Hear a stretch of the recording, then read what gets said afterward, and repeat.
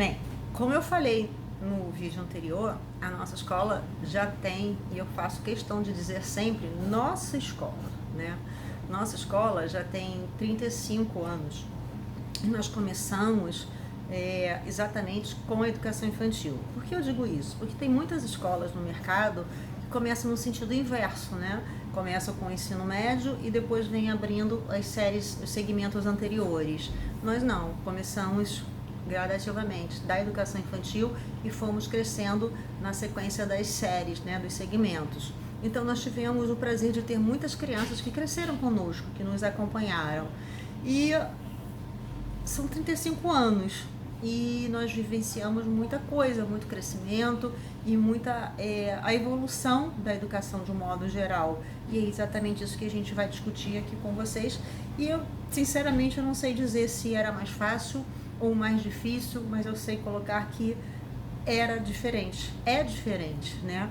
O material, as dificuldades, a evolução das crianças, a adaptação, e a gente vai conversar um pouquinho sobre tudo isso. Então, ao longo dessa evolução, desse tempo de escola, uma coisa que a gente pode encarar exatamente, que foi mudado, né? É exatamente essa questão que quem me conhece há muito tempo, sabe que eu sempre relatei isso, sempre alertei muito, sempre conversei muito sobre isso. Antigamente, nós trabalhávamos nessa coisa, né? Essa questão de falar sobre a nomenclatura, né? Educação infantil, e antigamente a gente tinha pré-escola. E hoje em dia a gente tem o nome do curso Educação Infantil, mas ainda assim no segmento a gente tem maternal, né? Maternal 1, maternal 2, o pré-escolar 1, pré-escolar 2, né? E a gente entende assim, uma breve reflexão, não é certo nem errado, mas refletindo, né? Por que pré-escola? Antecede a escola?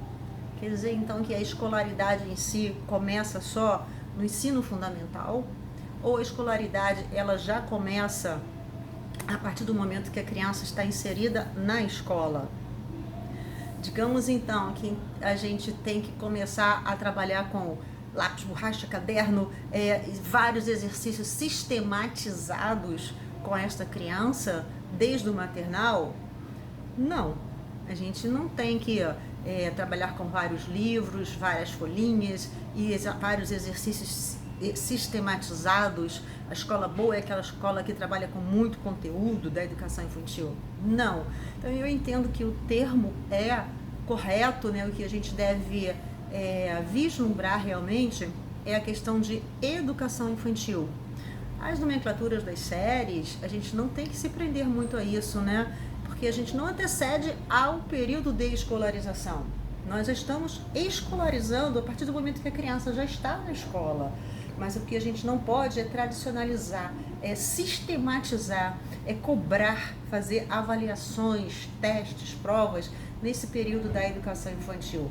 Porém, ele é importante, porque se não fosse importante, nós não teríamos que registrar, legalizar, institucionalizar esse período, né, esse segmento escolar.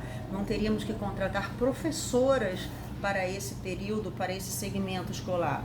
Então, vejam bem, vocês são professoras deste segmento, não são tomadoras de conta de criança. As crianças não estão numa instituição simplesmente para serem tomadas conta. A gente não está só tomando conta dessas crianças.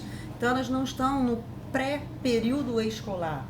As crianças estão no segmento onde a gente está atribuindo um determinado conteúdo. Então a gente tem que se valorizar muito enquanto escola, enquanto instituição.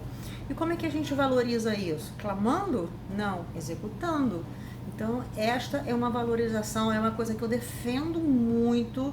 Há muitos anos, quem me conhece sabe que todas as reuniões, inclusive eu debatia muito e apresentava isso para os meus pais nas reuniões, essa diferença dessa questão de pré-escola e educação infantil, enaltecendo muito o nosso trabalho enquanto professora de educação infantil. Então eu entendo que isso é uma coisa que a gente tem que falar muito, divulgar muito, mas não só com palavras, mas com atitudes e com ações.